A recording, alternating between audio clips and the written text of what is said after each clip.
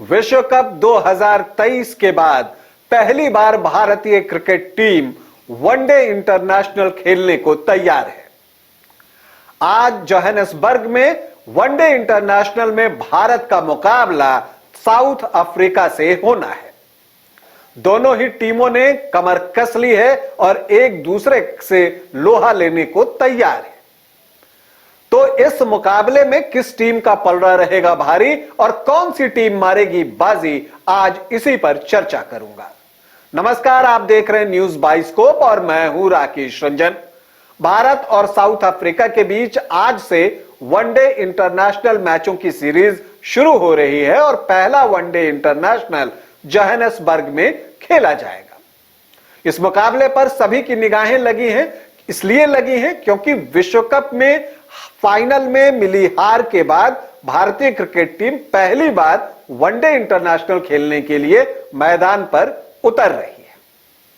भारतीय टीम में युवा खिलाड़ियों की भरमार है, तो आप कह सकते हैं कि युवा खिलाड़ियों के लिए भी ये एक बड़ी परीक्षा है कि दक्षिण अफ्रीका के खिलाफ दक्षिण अफ्रीका में वो कैसा प्रदर्शन करते हैं। इस पर उनका जो फ्यूचर है वो बहुत कुछ निर्भर रहने वाला है।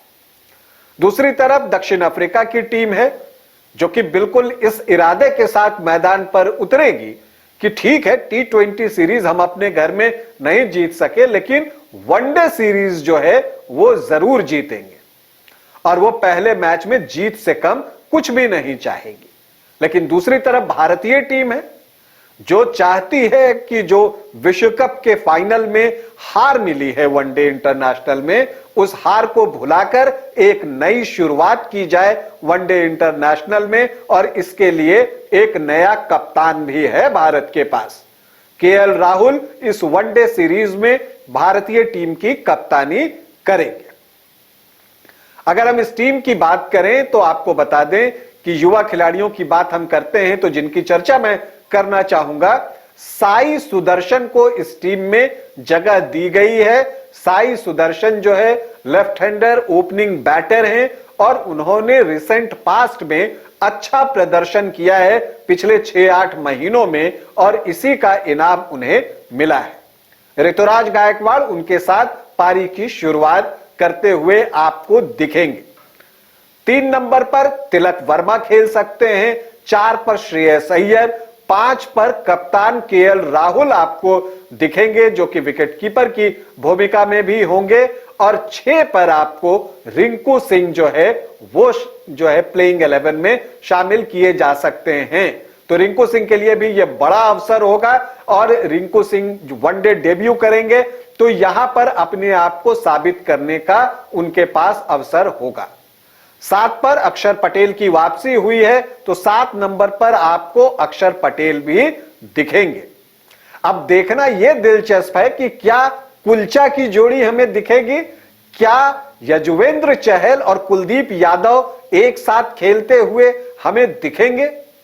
यह एक मुश्किल सवाल है क्योंकि अगर अक्षर पटेल 7 पर होंगे तो आप कुलदीप को 8 पर रखेंगे क्योंकि कुलदीप इन दिनों बिजोड़ फॉर्म में है और आखिरी T20 इंटरनेशनल में तो उन्होंने 5 विकेट भी लिए हैं, तो वो तो होंगे ही।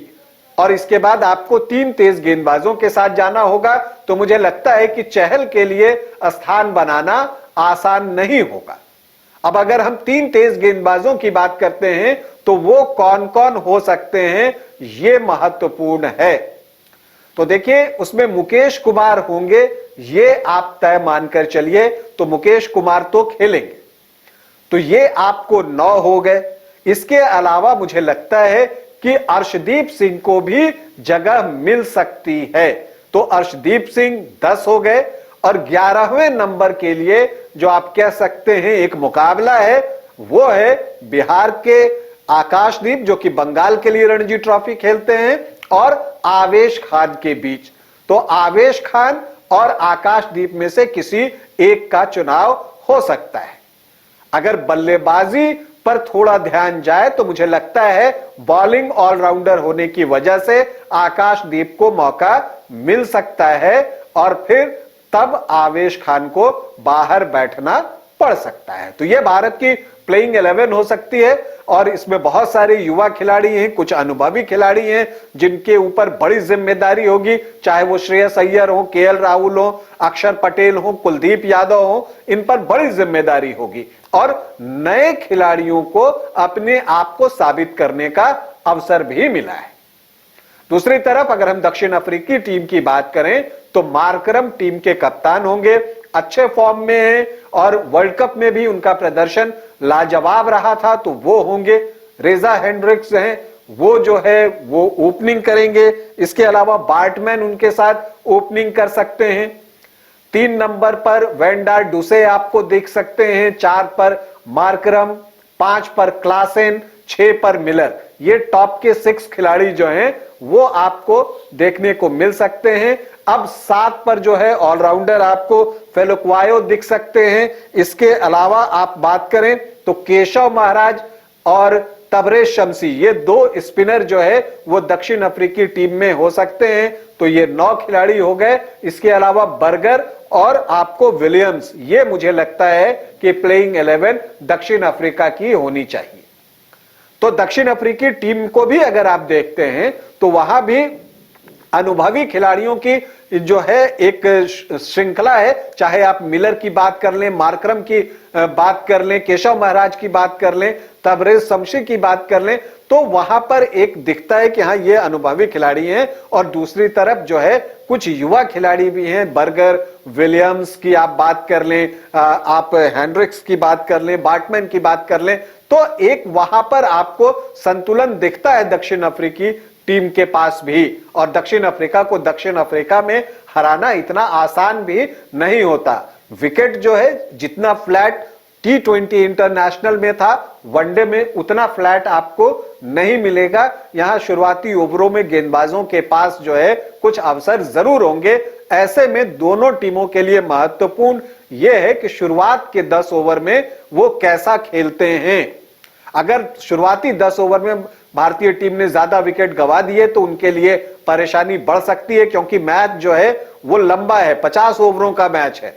तो इसलिए शुरुआत पर बहुत कुछ निर्भर करेगा भारतीय टीम के लिए। अगर हम कंसर्न की बात करें तो ये शुरुआती 10 ओवर और फिर आखिरी 10 ओवर जो है वो है कि डेथ ओवर्स में इंडियन बॉलर कैसी गेंदबाजी करते हैं, क्योंकि यहां पर एक भी तेज गेंदबाज आपको बहुत अनुभवी नहीं दिख रहा है, चाहे वो मुकेश कुमार हो, अर्शदीप हो या आकाशदीप खेलें या आवेश खान खेलें।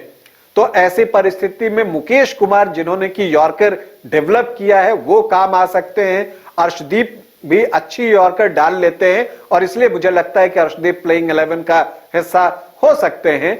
तो ये जो है मुकाबला है दोनों टीमों के बीच में, और मिडिल ओवर्स में पारी को किस तरह से पेश करती है दोनों टीमें, इस पर भी बहुत कुछ निर्भर करेगा कि जो आप 11 से लेकर 40 ओवर तक जाते हैं, 39 ओवर तक, वहां पर जो है टीम किस गति के साथ अपनी पारी को आगे बढ़ाती है, या गेंदबाजी करने वाली टीम वहां पर कितने विकेट्स मिडिल ओवर्स में निकाल पाती है, इस पर भी मैच का परिणाम बहुत कुछ निर्भर रहने वाला है। भारतीय क्रिकेट टीम को पहले 1 दिवसीय अंतर्राष्ट्रीय क्रिकेट मैच के लिए हमारी ढेरों शुभकामनाएं। अभी के लिए इतना ही, इजाजत दें, नमस्कार।